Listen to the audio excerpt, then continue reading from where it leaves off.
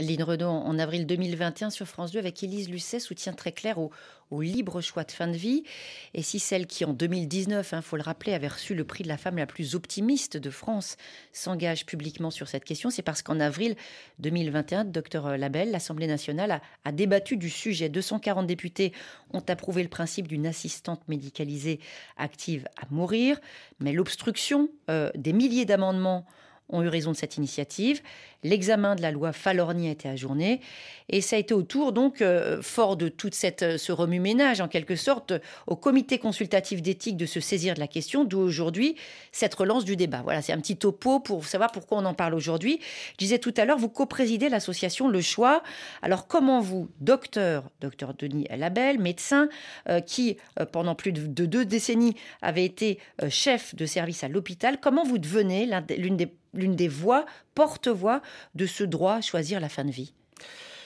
Écoutez, ce sont les malades qui m'ont appris. Ils m'ont appris leur diversité de demandes. Et quand on est un peu à leur écoute, on se rend compte qu'il y a des gens qui sont pour des soins palliatifs, d'autres qui veulent rester à l'hôpital. Il y en a qui me disaient, mais écoutez, je suis bien avec vous, je suis bien avec les infirmières, les aides-soignantes, j'ai pas envie de changer au dernier moment. Et puis il y en a qui veulent partir très rapidement. Donc c'est cette diversité d'avis qui m'a questionné. Et pourquoi cette diversité ?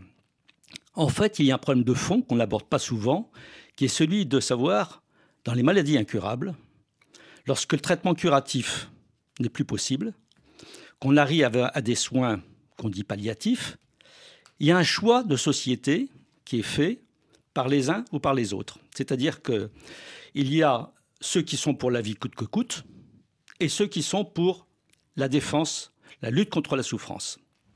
C'est souvent en raison de, disons, de positions religieuses que les uns choisissent l'un ou l'autre.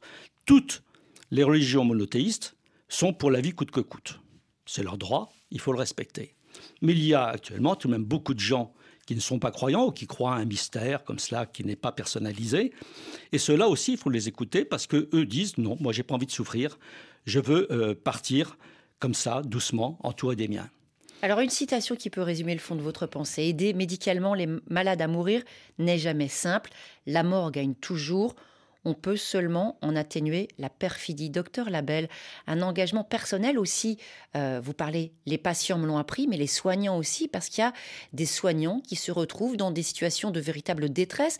Et ça se termine même parfois devant les tribunaux. Tout à fait. Ça touche autant les infirmières, les aides-soignantes que les médecins, je dirais même l'administration et la société. En fait, c'est un problème global et quand on est confronté à ce problème de fin de vie, on ne peut le résoudre qu'en discutant entre nous. Et ça, moi, toutes les semaines, on faisait le point entre les infirmières, les aides-soignantes et les médecins pour savoir quelle attitude adopter vis-à-vis de tel. Mais on était tous d'accord sur un point, c'est que la médecine, les soins ne s'arrêtent pas à la fin de vie. Le rôle d'un médecin, des médecins, je dirais de la médecine, c'est de commencer à la naissance et se terminer à la mort. C'est pas parce que les traitements ne sont plus curatifs qu'il faut obligatoirement diriger les patients vers des services spécialisés. Non, c'est le rôle de tout médecin, sans exception. N'excluons pas les mourants de l'hôpital. Non, n'excluons pas les mourants de l'hôpital. L'idéal, justement, c'est que les gens restent dans leur service.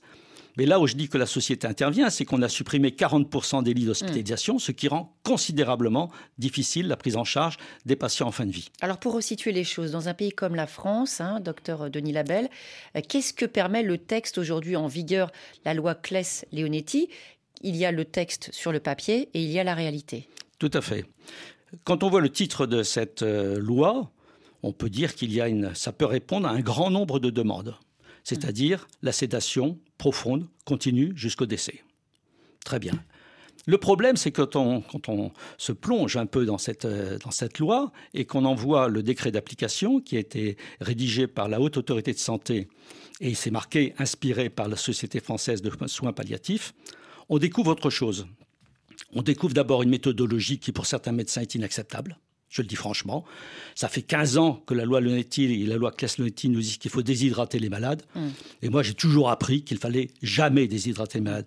Je ne dis pas qu'il faut les forcer à l'alimentation, etc. Bien sûr, ça serait absurde. Mais l'hydratation, vous savez, les gens qui font la grève de la faim, ils s'hydratent. Et parce qu'ils savent très bien que la déshydratation, c'est une souffrance. Et la deuxième chose, c'est que le protocole est extrêmement progressif. ce qui aboutit à des agonies prolongées. Mon frère est décédé au mois de janvier 2021 et son agonie en soins palliatifs a duré 1 mois. Un mois horrible pour nous, pour lui, pour toute la famille. Et la deuxième chose dans cette loi que nous ne sommes pas d'accord, c'est qu'elle est extrêmement restrictive sur les indications. Il faut vraiment être au stade ultime, terminal, pour qu'on puisse demander. Il faut avoir des douleurs incontrôlables. Et contrôlables depuis quand ? Ça veut dire quoi ? Moi, je suis médecin pour que les gens ne souffrent pas. Je ne suis pas pour attendre que mon traitement sur les douleurs soit inefficace pour commencer à agir. On va essayer de resituer les choses sur la terminologie. Est-ce que vous pouvez nous expliquer, par exemple, la différence ? Ce ne sont pas forcément des synonymes complets.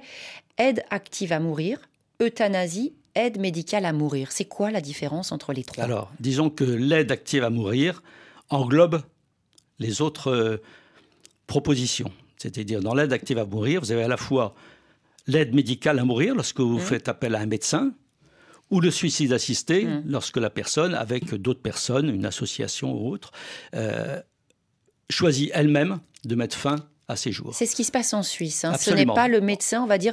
Ça se passe comment ? Je vais être très concrète. Ça veut dire que la substance létale, mortelle, est par une tubulure, et ça veut dire qu'il y a un petit robinet qui va être ouvert par le patient lui-même ou un proche, et non pas un médecin. Alors, soit par voie intraveineuse, soit par voie buccale. Mais il faut savoir que dans tous les cas, même en Suisse, et en Oregon et dans la plupart des États américains qui ont fait ce choix, la prescription reste médicale. Et les médicaments sont fournis par le pharmacien. Donc, s'il y a opposition... Il y a un médecin qui est présent physiquement sur place ? Non. Au moment du suicide assisté, il n'y a pas de médecin sur place. Et le médecin voit le patient avant, la patiente avant, et c'est le patient qui décide, ou la patiente qui décide. Et ça, c'est très important. Bien sûr, il ne faut pas croire que l'association est responsable. Donc, il faut que ce soit des gens qui soient en situation de maladie incurable. Et en fin de... Ça veut dire qu'il y a une consultation préalable, bien évidemment. Il y a plusieurs consultations parfois. Donc, vous disiez distinguer des termes d'euthanasie et d'aide médicale à mourir. Alors, l'aide médicale à mourir, c'est la Belgique. C'est-à-dire que c'est un médecin qui prend en charge le patient, qui l'écoute, qui décide avec lui du jour, de la décision. Et il est là. C'est lui qui fait le geste. Il achète même les médicaments, théoriquement, dans certains cas. Et il est là jusqu'au dernier moment. Et les gens, ils demandent juste avant, est-ce que vous êtes toujours d'accord ? Et c'est lui qui met la perfusion en route. Au moins qu'il les met active. Et vous disiez, personnellement, en tout cas c'est ce qu'on peut lire dans votre livre, vous, la terminologie que vous préférez, si on peut parler ainsi, c'est l'aide médicale à mourir. C'est quoi la distinction ? Qu'est-ce qu'il y a de différent, de sensible dans cette expression ? Si vous voulez, le mot courant, c'est l'euthanasie. L'euthanasie, ça a été marqué historiquement. Les gens en abusent de ce marquage parce que, ça n'a aucun rapport. On est là à essayer dans la compassion et non pas dans la violence. C'est une référence historique à laquelle vous faites référence. Les gens le ressortent régulièrement lorsqu'on aborde ce sujet. Donc moi, je suis assez favorable à ce que l'on utilise un autre mot, l'aide médicale à mourir, ça dit bien ce que ça veut dire. Vous savez, quand il y a eu la loi sur l'avortement, le mot avortement n'est pas apparu dans la loi. C'est interruption volontaire de grossesse, parce que le mot, à l'époque, posait problème. Donc là, on aura la même chose, je pense, avec l'euthanasie, et je pense que l'aide médicale à mourir est plus parlant.